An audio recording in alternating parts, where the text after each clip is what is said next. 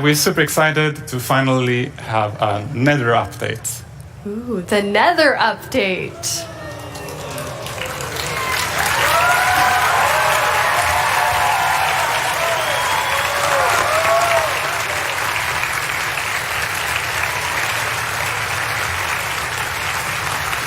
So the Nether hasn't been a place that's very livable, and that is all about to change. So how is that changing?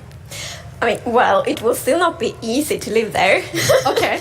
But you can. So we want players to be able to have a base there. So for example, you can set your spawn in Nether, you can find food in Nether, but it's still really a dangerous place. Food in the Nether. So that means there's something. Well, it's a new mob, and we will talk more about it later. Okay. So first, Yeah, of course. We also wanted to make sure that there's more things to explore and more things to find and more things to do. So we wanted to introduce biomes to the Nether. Yes, so we will actually show some of them today, and the first one is the Soul Sand Valley. Soul Sand Valley.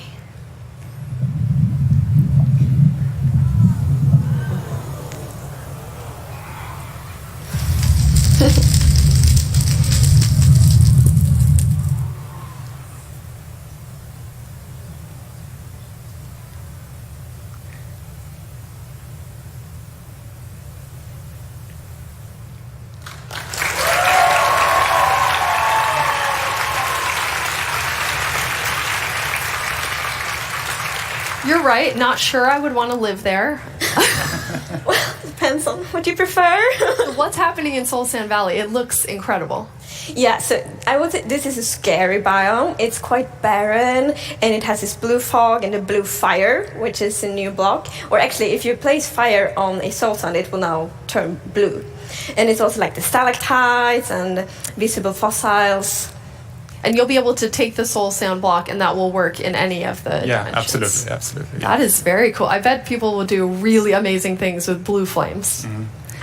You did say biomes, so we have another biome to look at. What biome is that? It's the Nether forest.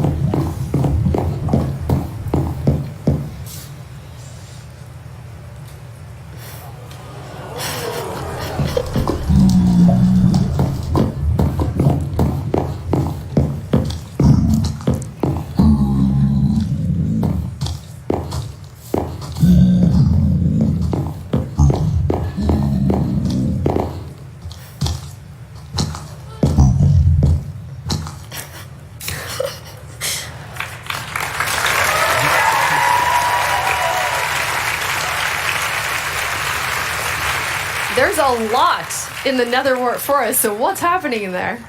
Lots of things. So yeah, as you can see, it's two variants of it. So the red one has quite a very alive atmosphere in its own very weird and nettery way. So it's like swirling particles and a lot of vegetation. It's very dense, so like the players should get lost in there. And then we have the blue one, which has a very a unique atmosphere. It's like even more weird, if possible. And it has just the particles that are falling and lots of new blocks, lots of new vegetation. How did you decide on the colors? Because it's so different than the look of the Nether when you add these biomes. Yeah, when we wanted to make sure that when you explore, you get a more variation and more than just red and yellow.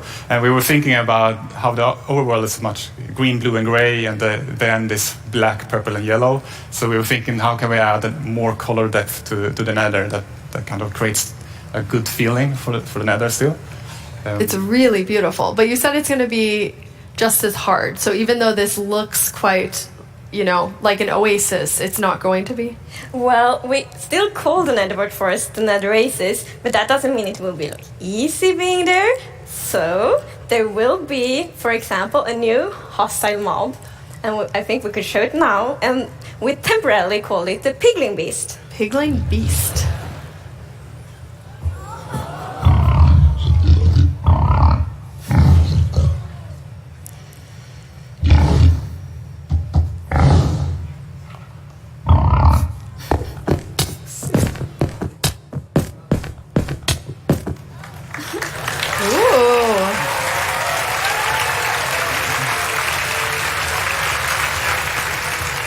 So you said we're temporarily calling it the Piglin Beast. What does that mean for everyone? So we would actually love to get suggestions from the community on a better name. So please, if you have any suggestions, send them, and then we can pick the name later.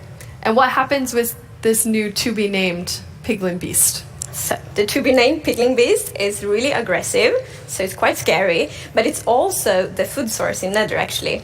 And so we really want the experience to be very unique in Nether. It shouldn't feel like another overworld. So when you get your food, you can't just have like a pretty little farm. Instead, you need to find this scary, aggressive Piglin Beast and get the food from there. And this is the first time you have a food source in the Nether? Yes. Which is really awesome. So that does make it livable-ish. Livable-ish. Scary to live in. And where does piglins come from? So piglin is actually what we call the pigmen now, and we are introducing piglin mob as well. We can take a look at the video, I believe. Let's see them. Piglin.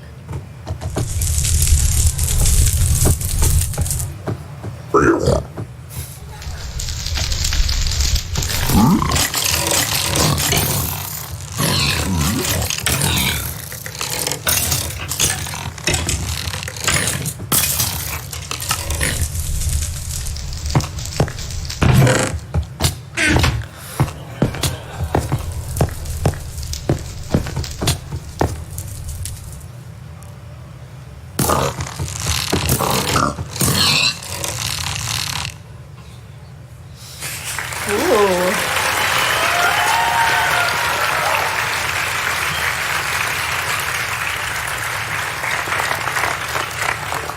They look mean, but they also have the floppy ears. The floppy. They're kind of cute too. Yes, sorry, but yeah, there's a lot of going on in this video. But at the core, the piglin is almost like a new civilization that we add to the Nether, and they are actually hostile towards the player. They also don't like wither skeletons, and they hunt the piglin beast for food as well. Wow. But they do collect gold, and if you, as in this picture, wear gold armor, they will kind of they will ignore you. They won't like you, but they will ignore you unless you open chests or start poking in their stuff. Yes, I really like this mechanic actually. So if you open a chest close to a piglin and they see you, they will get really upset. Yes. But there's actually a good reason why the player wants to approach the piglins, because we will introduce a new kind of trading with them that we call bartering. But it's a little bit different to villager trading. It's yeah, because villager trading, the villagers are like, very friendly. The piglins do it in their own way. So it's like you can throw some gold at them and they will just like throw an item somewhere and then you can go pick it up. So it's more piglin style trading. That's amazing. So will there be new things that they're gonna barter with you?